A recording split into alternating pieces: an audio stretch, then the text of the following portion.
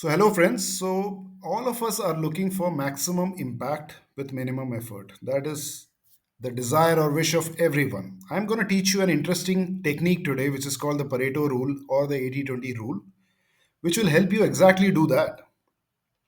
Let's understand what Pareto rule is. So, it was actually coined by Wilfredo Pareto. That's how the name Pareto came. And it was popularized by a person by the name Joseph Juran. Now, what does it say? The 80-20 rule says that, or Pareto principle states that 80% of the outcomes result from 20% of the causes. It's a little complicated for you to understand, right? So let's simplify this. 20% of your activities will account for 80% of your results or outcomes. Out of all the activities that you're doing in a day, in a week, in a month, or in a year, only 20% of that will be responsible for 80% of the result that you have achieved for that year. Let's take few examples.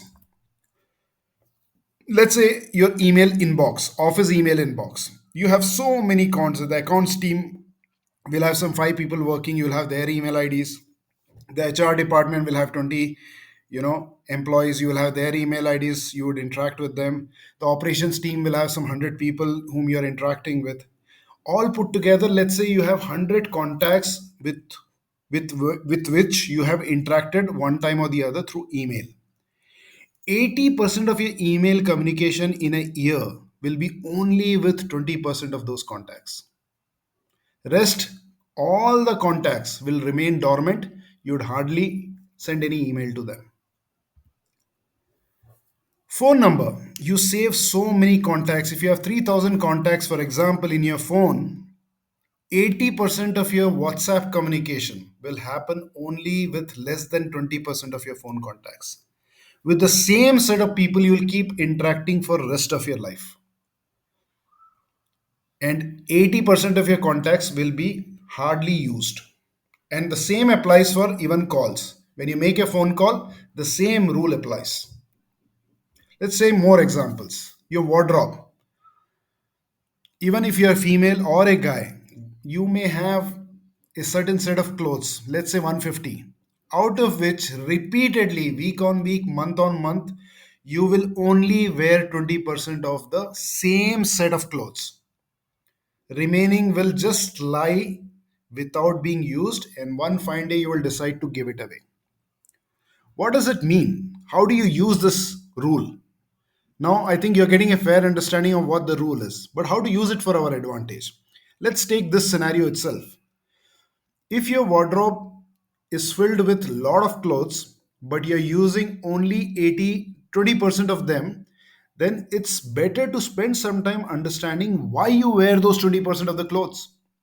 And then, next time you go for a purchase, ensure that you buy something similar to that. So there is a higher probability that you will start wearing the new cloth on a regular basis. So you need to spend more money on things that get used often. Let's take the example of the city itself where you're staying currently. It has so many roads, but 80% of your life would be spent traveling on the same set of 20% of those roads. One of them is your route from office to home, home to office. Then there is a route that you follow to go to the supermarket and come back. Then there is a route that you follow to go to the mall and come back. Then your mother in law stays somewhere nearby. So there is a road that you follow to go to mother in law's place and back. So 80% of your time, if you stay in the same city, will be spent only on 20% of those roads. Food habits. Let's say you're a Punjabi and you love Punjabi cuisine. Punjabi cuisine has so many different kinds of variety of dishes, but 80% of your life will be spent eating the same set of 20% of the Punjabi dishes. Whether it's dal makhani or makke di roti or whatever that is. Now, when you apply this to the professional life, it becomes more interesting. You might be working on thousands of actions, deliverables in a month. However, 80% of your success recognition will depend on selective 20% of the deliverables. So while you work on all the 100 activities and give equal amount of energy to all the 100 actions or deliverables, The management is looking only for those 20% of the actions, and they are only worried about that. If you do them well, then they will reward you. If you don't do those 20% well, they won't reward you. You don't know that. So you're putting equal energy to all the 100 actions that are there. But ideally, what you should have done is, if you knew Pareto rule, then you would have figured out what those 20% of actions are, which have highest impact for your management. And then you would have put more energy towards those 20% activities. You would have spent more time to ensure that there is perfection in doing those activities or actions. So if you work on a project, my suggestion would be to identify those 20% set of deliverables which have the maximum impact. Spend more time in the week working on them. Get some guidance from seniors or supervisors for those 20% activities. That's what will give you the promotion or the hike. Let's take it to personal life. How do we use Pareto rule to personal life? 80% of the fight that you would have with your spouse will be for the same set of 20% of topics. I like to stay inside. You want to go out. Why do you not help me in the kitchen? Why don't you accompany me to the gym? It would be same set of topics on which you will fight for next 20 years. So only 20% of those topics you'll keep fighting for rest of your life. So if you understand Pareto rule well, then you will take some time off to figure out what are those 20% topics because of which most of our life we keep fighting or we kept fighting. And then once you identify them, together you can sit down and check, understand, deliberate as to how to avoid these fights for these 20% of the areas in future. In some I may compromise, in some you will compromise, but somehow let's find a way, at least for these 20% areas, whenever this topic comes up, this is how we are going to address this. That way you will see 80% of your fights will reduce. Parenting, unknowingly or sometimes because of a lot of distractions or stress, we end up shouting, scolding our kids, and then we feel very very guilty about it. But 80% of the time, you shout at your child for the same 20% mischiefs that he does. So if you identify those 20% activities which irritate you of your child, then either you can educate them not to do it.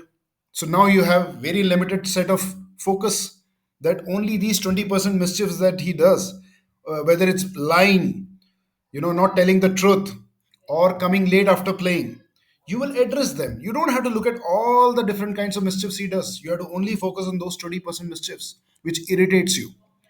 And then either you educate him not to do it, or what you can do is you can alter your response when he does that mischief. Now you can train your mind because now you're working with only limited set of things.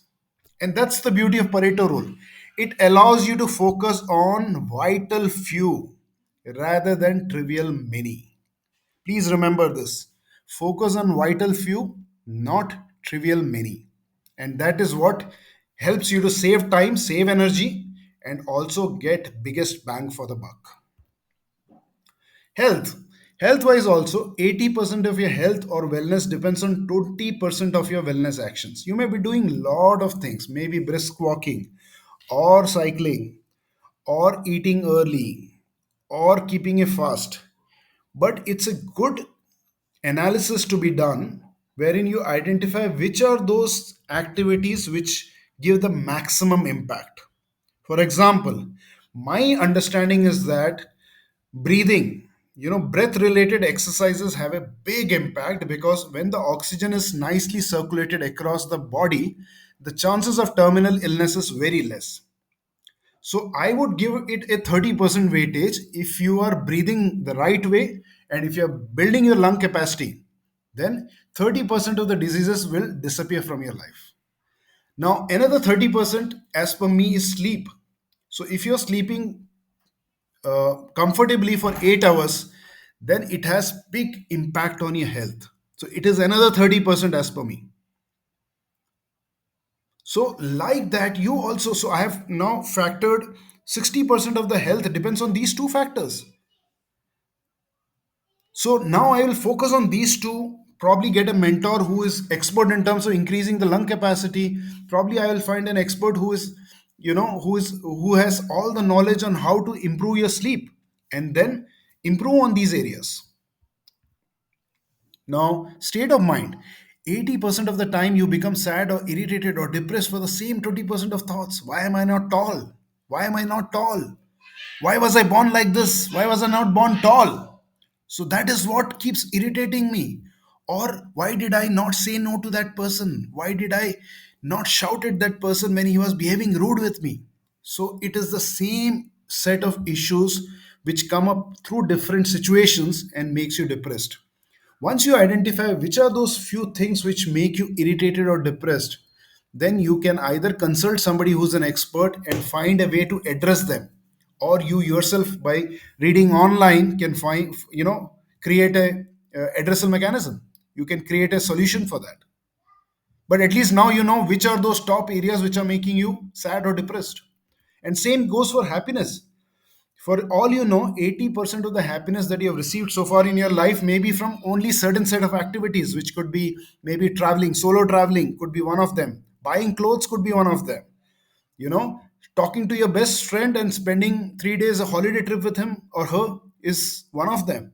So once you figure out which are those three, four things which give you maximum happiness, then you can make a detailed plan during the initial year planning as to how to increase the time you spend on those activities, which indirectly means that you will be more happier this year. Now what I want you to do is identify those 20% vital things in every walk of your life. HRCM, you remember: health, relationship, career, money, personal life, family, all those areas. Identify those 20% vital things which have the biggest impact, and then slowly but steadily make improvements in them. If you like this video, I would request you to please share it with your friends and family who can also benefit from this. As I've said below, if you focus on everything, that means you're not focusing on anything.